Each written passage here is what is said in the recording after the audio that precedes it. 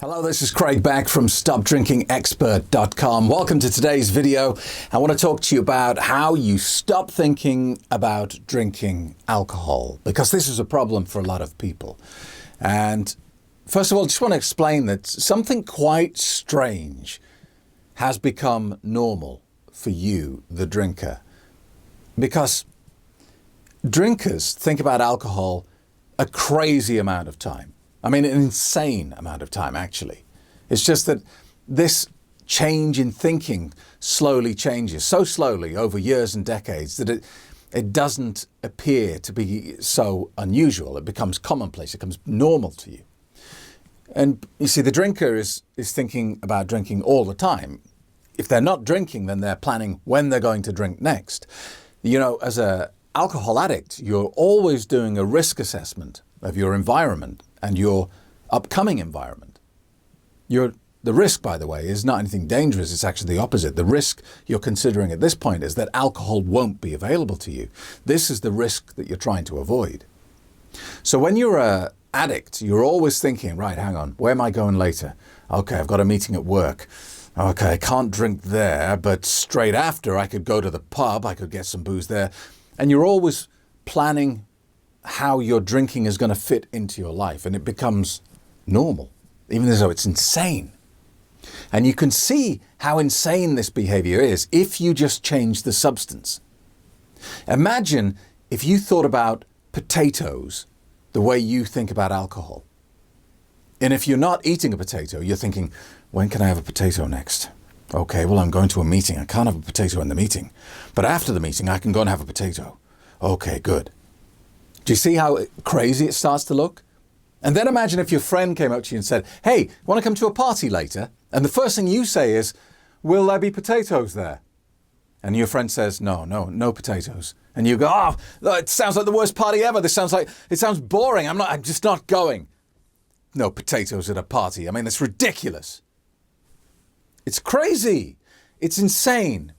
But because it's developed over years and decades, it's like boiling a frog, you know? That saying, if you put a frog in boiling water, it jumps out.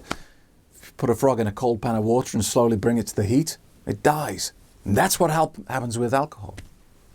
So how do you stop thinking about drinking? And the only thing I can tell you is it will get better. Initially, when you quit drinking, you still think about it all the time. And if you're not thinking about alcohol, you're thinking about the lack of alcohol. And it becomes a little bit irritating, but don't worry, it will fade. It'll slowly get less and less and less and less and less and less and less. But it never goes completely.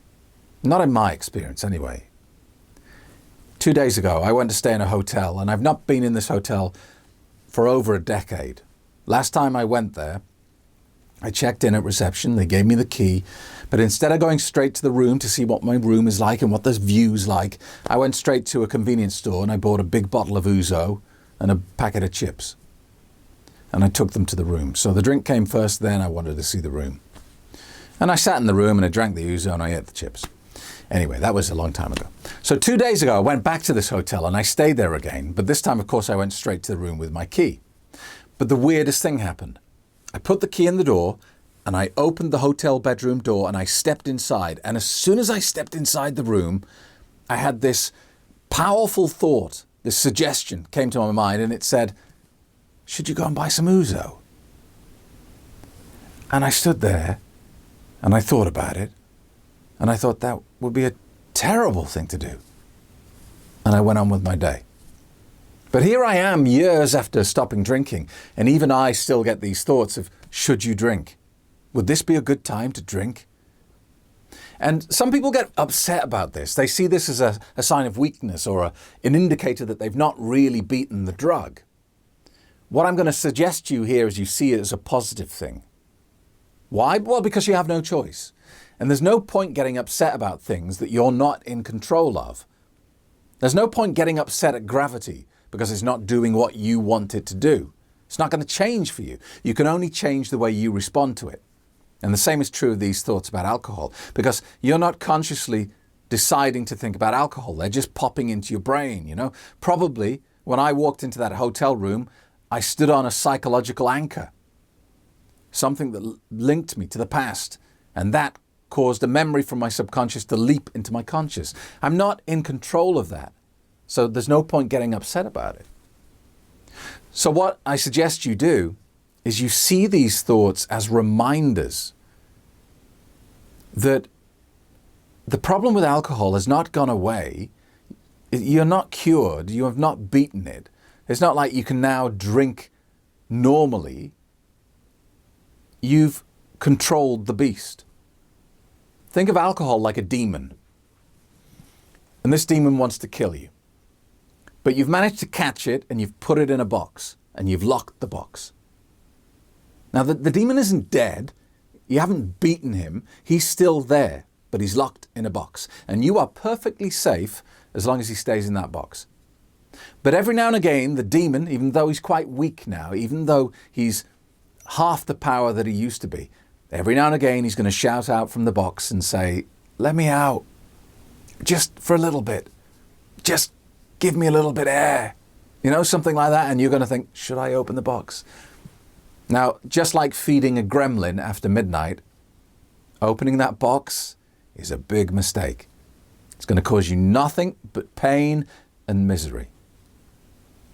So acknowledge these thoughts. Don't try and push them away. Don't try and demand that they don't happen to you, because when you do that, you give them power.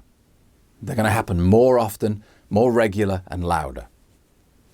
When you get one of these drinking thoughts pop up into your head, acknowledge it. Notice it's there. And watch it. Watch what it's doing. How is it trying to trick you? Examine it. Explore it. And then let it go. Let it go on its way. This is how you make them quieter and less often. And slowly, slowly, you get less and less of these. It happens to me maybe twice a year at the moment. But I don't doubt that if I keep observing them, acknowledging them and letting them go, it will reduce. Maybe it'll be once a year, then maybe once every 5 years. I don't know. There's no point thinking about the future. You just deal with it in the moment. But I'm telling you, it's not unnatural. It's not a sign that you're weak or that you failed or that there's anything wrong. It just is what it is. You spent many years, often decades, conditioning your brain to think about alcohol a lot. You can't expect it to go in a day, a week, a year, 10 years. It's going to take time. I hope that helps. Thank you for watching. Don't forget to subscribe to my YouTube channel. Post your comments below. And if you want to get in touch with me, please visit via the website www.stopdrinkingexpert.com.